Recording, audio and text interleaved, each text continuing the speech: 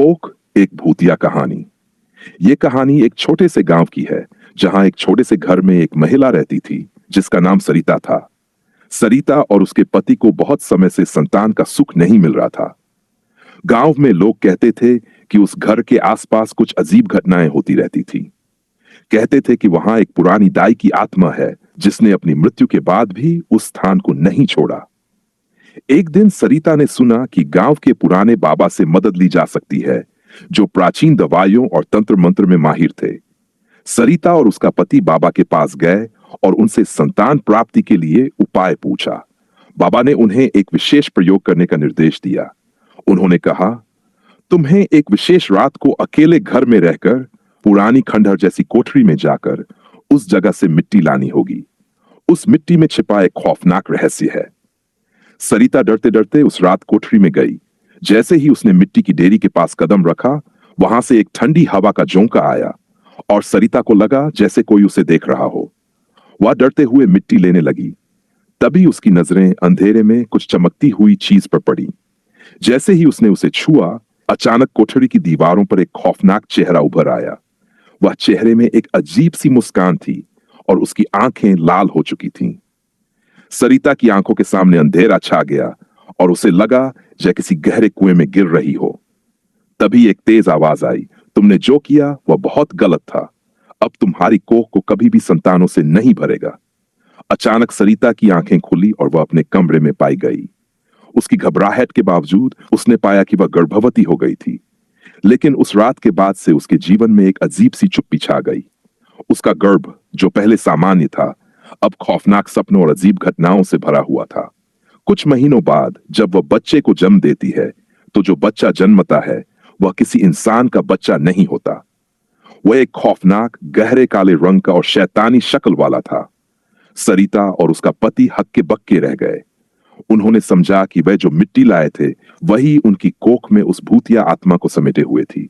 इसके बाद सरिता और उसका परिवार उस बच्चे से पीछा छुड़ाने के लिए हर संभव उपाय करने लगे। लेकिन वह बच्चा कभी न कभी वापस उसी कोठरी में लौट आता था जहां से उसकी शुरुआत हुई थी।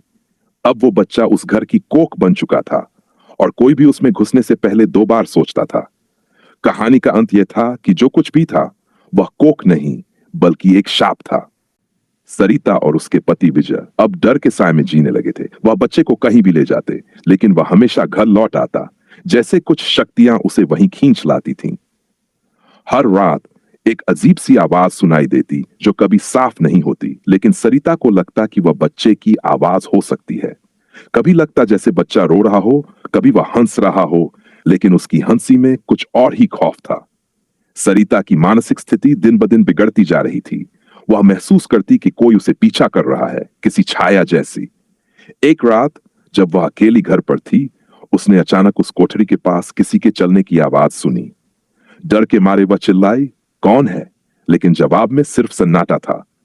सरिता ने हिम्मत जुटाई और दरवाजा खोला, लेकिन अंदर जाने की हिम्मत नहीं कर पाई। विजय, जो कुछ दिनों से शहर से बाहर था, घर लौटते ही सब कुछ जान गया।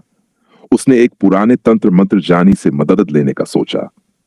वह जानी ने विजय को बताया कि यह बच्चा कोई आम बच्चा नहीं है, बल्कि एक शापित आत्मा का वास है जो कोख में समाई हुई थी।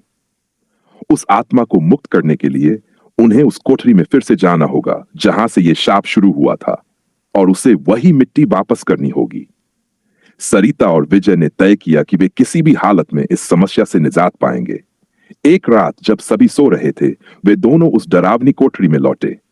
जैसे ही उन्होंने कोठरी का दरवाजा खोला, अंदर अंधेरा था, लेकिन हवा में एक अजीब सी गंध थी। सरिता ने दिल में संकल्प लिया और मिट्टी की ढेरी से कुछ मिट्टी उठाई। तभी अचानक वह भूतिया चेहरा फिर से उभरा, लेकिन इस बार वह बहुत डरावना था। तुमने मुझे नहीं समझा, वह आवाज गूंज उठी। यह बच्चा मेरी वापसी का माध्यम है, अब तुमसे कोई नहीं बचा सकता। लेकिन विजय ने डरते हुए कहा, हम इसे वापस लाकर तुमसे छुटकारा पालेंगे। वह दोनों डरते हुए मिट्टी को उसी स्थान पर रख आए जहां से उन्होंने उठाई थी। जैसे ही मिट्टी रखी, अंधेरा और गहरा हो गया। हवा तेज हो गई और कोठरी में अजीब सी गूंज होने लगी। सरिता और विजय ने देखा एक काले धुएं की लकीर धीरे धीरे उठने लगी और वही आत्मा सामने आई। यह आत्मा कोई और नहीं बल्कि वह पुरानी दाई थी जिसकी आत्मा शापित थी। तुमने गलत किया, उसने कहा। अब मुझे मुक्त कर दो। विजय और सरिता ने उसे शांति से सुनकर तंत्र मंत्र का पाठ शुरू किया, जैसा बाबा ने बताया था। एक लंबे, डरावने और कठिन संघर्ष के बाद अंततः आत्मा को शांति मिली और वह गायब हो गई। बच्चा अब सामान्य दिखने लगा था, जैसे कोई सामान्य इंसान हो।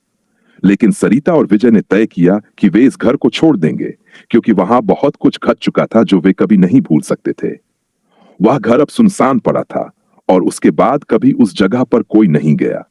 लोग कहते हैं कि उस घर के कोठरी में कभी कोई आवाज नहीं सुनाई देती, लेकिन जो लोग पास से गुजरते हैं उनका दिल अब भी उसी खौफनाक एहसास से धड़कता है, जैसा सरिता और विजय का हुआ था। कहानी यहीं समाप्त होती है, लेकिन उस घर की कोख और उस मसीह आत्मा का रहस्य हमेशा के लिए रह जाएगा।